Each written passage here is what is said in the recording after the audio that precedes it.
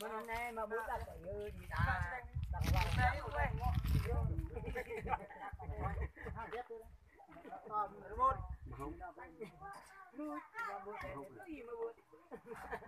Ghét. Chắc không? Đổ rồi. Chọc nữa hả? Đây đây. Thôi thở. Quen tách đặng màยังthở ra được không? Vài canh đi ơi, này nó lại vì nó mặt nó làm mà Thôi đi na, tao lên không? Tài, canh ta bùa tài nó đọc. thôi canh ta mua viên luôn. Do cái leo cái đánh nó quên tháo ra nó. Tài, quay thân lên là quay. Tài, tài. Mạnh vô chúng ta, đánh thêm ta thôi, một một này nó nhiều phụ viên nó phụ ra là nhiều, phụ ra là phụ ra. Vô này tính không đúng quá. Cái vấn đề nó sao? Thì nó phải bút này nó vấn đề cái xem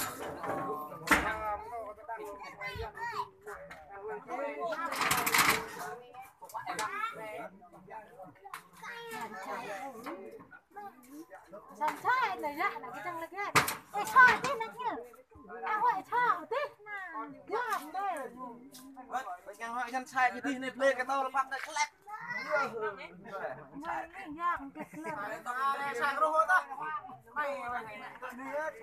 Này chịu con phá không phải à? Bên lẹ bạch sạc. Bên cái lẹ mà hót chân lên. Đập bàn.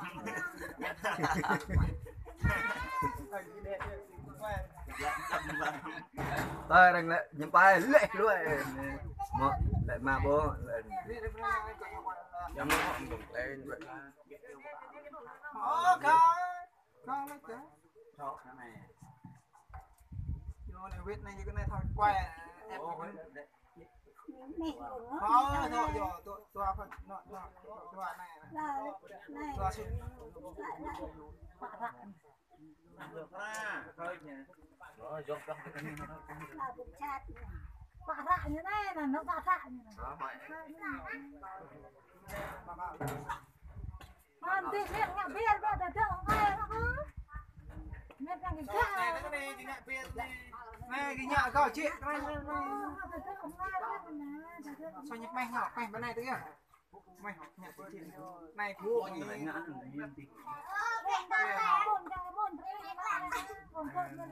này cua cũng tắt. Mong thì vậy nào cái sau phần lên màn đi họ mang thì này nhặt cái phần đợi tự nhiên này cua vậy này cua. đó thì nó quay tự cho nó à đi nó em Nó đau nó quen nó cái sao vậy nè tao không có sao xây với vua kìa hiện mừng vậy thôi là bôi khúc cái nào nhiều khúc nhiều này cái xây với vua ơi ui cái mắt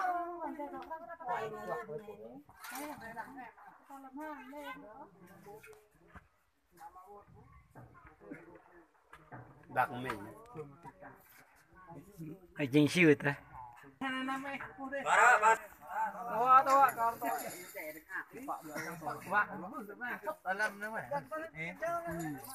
đi cái ba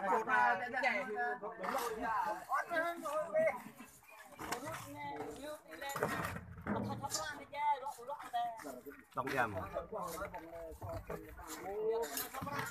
cái lốp cái năng cái lốp cái này cái đi cái này chắc là rẻ đi nhỉ rẻ cái du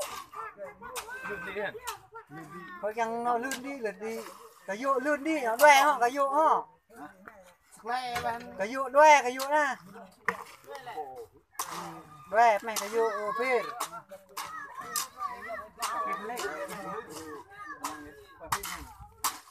máu mà mấy máu đang viết chuyện này viết chuyện để đóng phim nhập mình tùy lê chuyện mà đọc tới lê lê cái này do cái tao mà cắt yêu nó rẻ kia nó mà đọc tùy nè vì kia do cái tao mà cắt yêu bạc đâu đây là prak bukan prak brek có ta prak bọc họa ta nghe ơi gái ăn này rõ ta là châu về đừng lên mà chỗ này là lừa rồi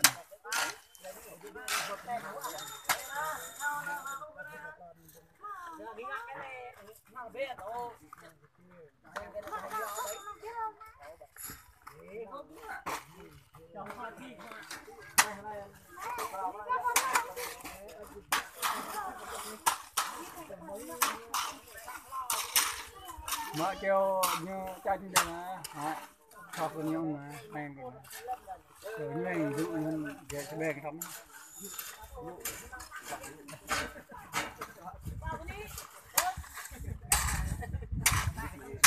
cái năm nay cho mò qua một cái lúc tây biết là gì